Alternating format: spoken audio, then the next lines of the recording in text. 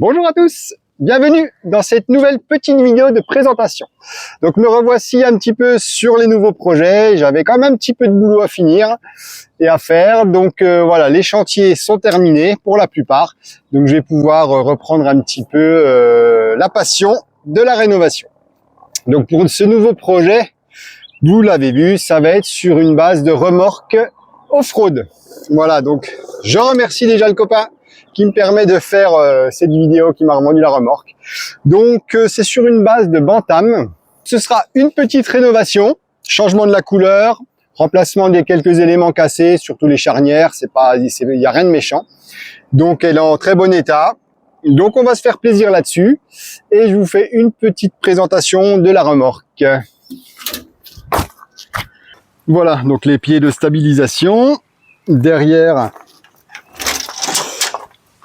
je sais pas si on va voir, voilà, on a un grand coffre avec une réserve d'eau, un gros coffre de rangement pour la table, les chaises. Hop, le robinet, donc ça ce sera remplacé, mais bon, qui fonctionne avec la réserve d'eau à l'extérieur. C'est bien pratique au niveau du rangement. Voilà. Ici, on a la petite tablette pour cuisiner. Donc voilà, les charnières à remplacer parce que celle-ci a lâché. De ce côté-là, on a la partie avec la glacière pour le frais.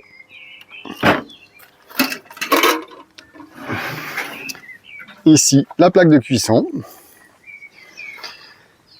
Voilà, donc là, elle sera vendue avec un crochet autant.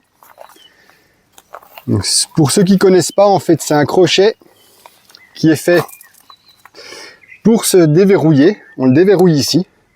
Et en fait, la remorque sera indépendante au 4x4. C'est-à-dire que quand vous serez en dévers, eh ben, la remorque ne suivra pas. Elle ne forcera pas sur le véhicule. Elle sera indépendante de lui. Voilà. Et après, on a encore des rangements ici. On a des rangements là. On a des rangements encore ici.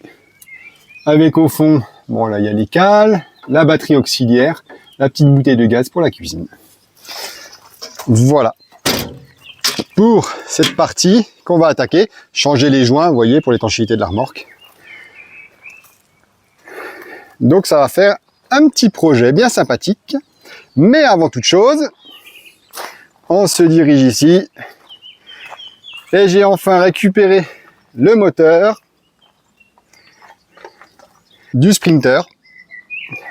Hop là, qui est là, que vous avez pu voir sur les vidéos, qui avait plus son moteur. Donc, avant d'attaquer la remorque, on va remonter tout ça, le mettre en route, qu'il soit prêt à rouler. Voilà, donc c'est parti, on va attaquer le moteur du Sprinter. Je vous dis à bientôt pour la prochaine vidéo. Ciao!